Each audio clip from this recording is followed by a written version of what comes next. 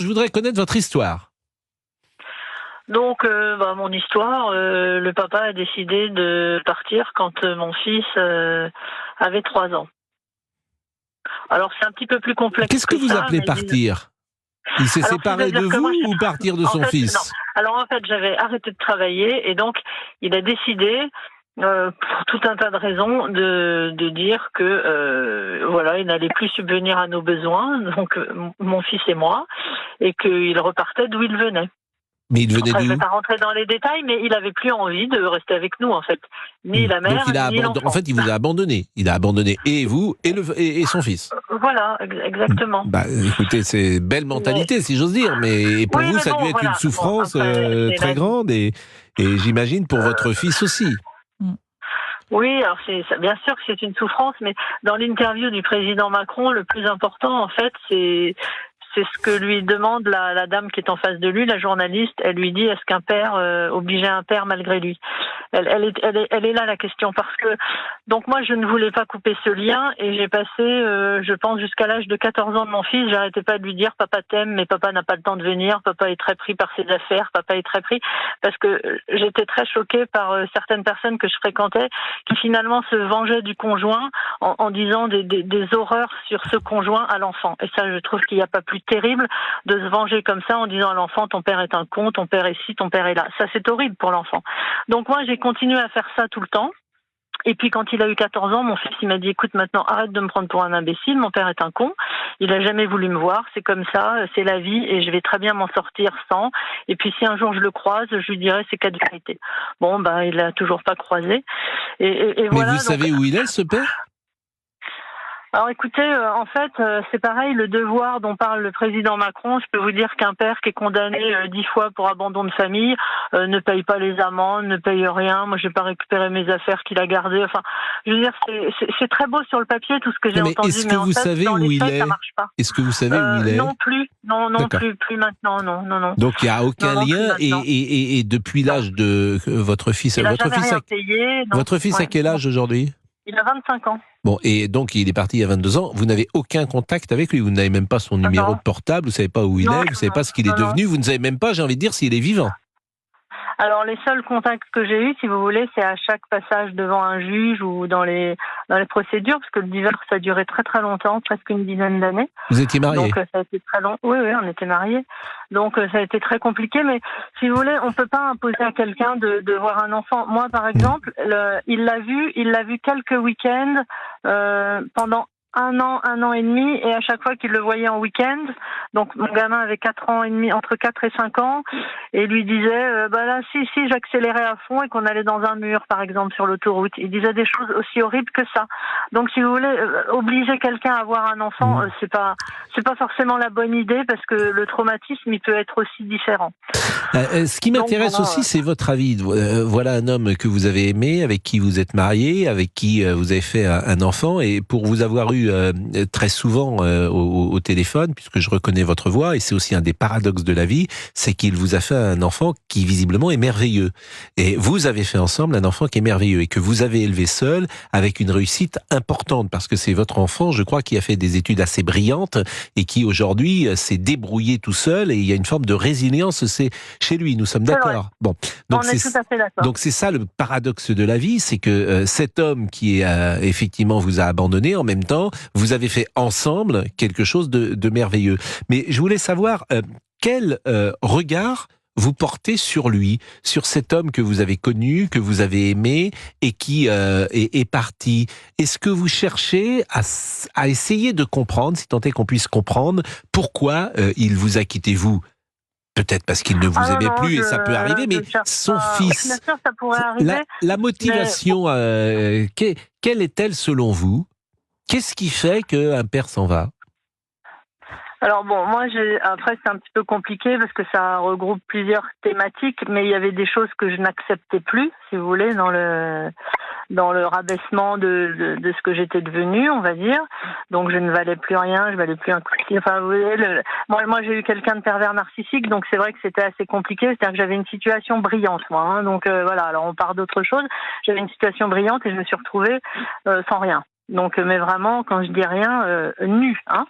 Donc, de rien d'énorme, je suis passée à rien du tout. Et pas d'énorme grâce à lui, d'énorme grâce à moi avant de le connaître.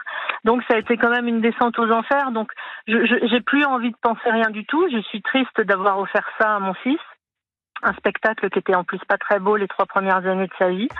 Mais voilà, on fait avec, on avance comme on peut, mais je pense que dire voilà, on va condamner machin parce que il voit pas son enfant, vous changerez pas quelqu'un qui veut pas voir son enfant et obliger un père à voir son enfant malgré lui, ça me semble être très dangereux en fait. Merci en tout cas, Sandrine. Merci, et votre fils a 25 ans. Aujourd'hui, il travaille, il a fini ses études ? Oui, il a fini ses études et il travaille, oui. Bon, et vous êtes, j'imagine, il y a un rapport fusionnel avec lui. C'est une aventure particulière que vous avez vécue tous les deux. Oui, c'est vrai, on s'entend très bien, mais en même temps, il faut quand même que je... Alors, c'est fusionnel, mais j'ai quand même appris à revoir ma façon d'être aussi, puisqu'il y a un moment, quand il quitte le nid et qu'on a été que 2, c'est vrai que c'est différent, mais voilà, évidemment, ça se passe très bien, oui, on s'entend très bien, ça, forcément. Ouais. Merci, Sandrine. Merci, parce que vous intervenez et toujours avec beaucoup... toujours intéressant de vous écouter, puis il y a des tranches de vie que nous aimons sur cette antenne, et c'est vrai que c'est intéressant, forcément, de vous écouter et d'écouter l'énergie et le caractère qui est le vôtre. Europe 1. Pascal Pro et vous. De 11h à 13h sur Europe 1 et avec Jean-Yves qui est avec nous au téléphone, Pascal. Exactement. Bonjour Jean-Yves. Vous êtes parents séparés et vous allez peut-être donner une vision ou un regard différent de celui qui était donné il y a un instant. Oui, alors... je vous ai entendu à la radio, je dois reconnaître que je suis très souvent d'accord avec vous, mais là, ce matin, pas du tout. Alors, pas du tout, parce que les pères n'ont aucun droit. Je crois que en France, il y a beaucoup de pères célibataires ou de pères en train de divorcer qui ont dû être secoués par ce que vous avez dit, parce que les pères n'ont absolument aucun droit en cas de divorce, c'est-à-dire que l'enfant leur est systématiquement retiré, vous n'avez pas le droit à la garde alternée systématique. À juste titre, hein, qui est une très mauvaise chose pour les enfants. Hein. Moi, je pense aux enfants. Hein. La garde alternée, permettez-moi de vous le dire, c'est pas une réussite. Donc, parce que trimballer un enfant d'un appartement à un autre, c'est pas une bonne chose. Ben, il est peut-être là le problème plutôt, parce que moi, parce qu'il faut penser aux enfants. Moi, je veux bien qu'on passe aux parents, oui, mais on pense d'abord aux enfants. Parce que moi, de mon côté, je sais que ma fille voulait absolument vivre chez moi, et finalement, il a été décidé une garde alternée, mais avec le temps, ma fille a voulu vivre uniquement chez moi. Parce que ça se passait très très mal avec la mère. Oui, mais je suis d'accord avec vous, mais quel âge elle a votre fille ? Bon, maintenant elle est grande. C'était il y a une 20aine d'années. Mais a priori, moi quand j'ai cherché au début à avoir la garde alternée, parce que j'avais un lien très très fort avec ma fille, on m'a dit est-ce que la mère elle se drogue ? Est-ce que la mère est dans des sectes ? Sans ça, vous n'avez aucune chance. Et vous devez payer la pension alimentaire. Je peux entendre ce que vous dites, mais quand vous dites qu'il n'y a aucun droit, vous aviez un droit de visite, vous aviez un droit, j'imagine, tous les 8 jours ou tous les 15 jours, et puis vous aviez les vacances. Mais c'est pas un droit, ça. Je veux dire, c'est un droit. J'ai le droit à voir ma fille un week-end sur 2, et je peux même pas choisir le week-end. Et pour les vacances, les vacances sont imposées. Mais quelle est l'autre solution ? Quelle est l'autre solution, monsieur ? Mais je crois que la solution est de savoir qui est vraiment le père. Est-ce que la garde alternée, quand le père est un bon père, est-ce qu'il ne faut pas, dans ce cas-là, effectivement, envisager une garde alternée qui soit 15 jours plus 15 jours ? Souvent, je vous répète que la garde alternée, l'expérience qu'on nous rapporte... on est d'accord, vous êtes d'accord que ce qui est important, c'est ce que veut l'enfant. Qu'est-ce qu'elle dit aujourd'hui, votre fille, par exemple ? Elle est super contente. Non, mais aujourd'hui, 20 ans plus tard, qu'est-ce qu'elle dit, votre fille ? Elle regrette cette... période avec sa mère, où elle aurait préféré être avec vous ? Elle aurait préféré vivre dans une famille aimante, ça c'est clair, mais elle est très contente d'avoir pu finalement vivre chez moi. Et moi je pense que la décision d'imposer à un père de voir son enfant, c'est nul, parce que c'est un... je suis d'accord avec vous, mais quelle est l'alternative ? Davantage prendre en compte l'enfant et les parents, voir la relation entre le père et l'enfant. Mais comment voulez-vous que le juge y voit la relation entre le père ? Quand vous êtes séparé avec votre femme, l'enfant avait quel âge ? 4 ans. Comment voulez-vous faire parler un enfant de 4 ans ? Oui, mais alors, mais... moi, j'entends tout ce que vous dites, hein, je vous comprends, c'est douloureux, etc., mais quelle est l'alternative ?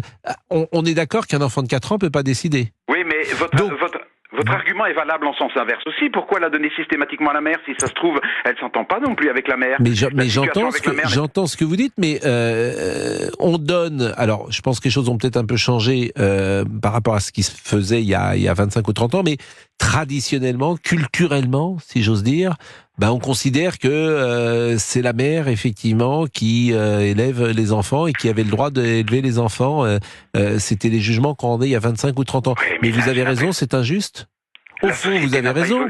Sur le fond, vous avez raison, monsieur. Évolué à ce niveau-là. Je veux dire, ça, c'était un truc. Mais monsieur, sur le fond, vous avez raison. C'est injuste. Moi, je connais énormément de pères qui souffrent parce qu'ils voudraient pouvoir s'occuper de leur enfant. Et j'entends. Interdit. Et puis la mère se met avec un autre monsieur, et c'est le monsieur qui devient le papa de substitution. Mais j'entends ce que vous dites. J'entends, c'est injuste, et c'est injuste, c'est délicat, c'est difficile, et je vois pas de solution alternative, sauf à ne pas divorcer. Et on peut pas obliger les gens à ne pas divorcer, hein, bien évidemment. Mais oui, là où vous pointez quelque chose, en fait, de très injuste, c'est que sans doute la garde alternée n'est-elle pas la meilleure solution pour l'enfant, parce que idéalement, en plus vous habitiez dans la même ville avec votre. Parce que là vous êtes à Munich aujourd'hui, c'est ça? Oui. Et à l'époque vous étiez déjà à Munich? Oui. Mais votre femme, elle est française ou elle est allemande? Elle était française expatriée aussi, elle était aussi à Munich. D'accord. Donc, alors, c'est toujours pas... Et vous vous entendiez mal avec votre femme lorsque vous vous êtes séparés ou... Ouais, donc il n'y avait pas de terrain d'entente, c'est ça qui est compliqué. Donc le mieux, c'est évidemment qu'il y ait un terrain d'entente. Quand tout se fait à l'amiable, et j'espère quand même que c'est la majeure partie des cas,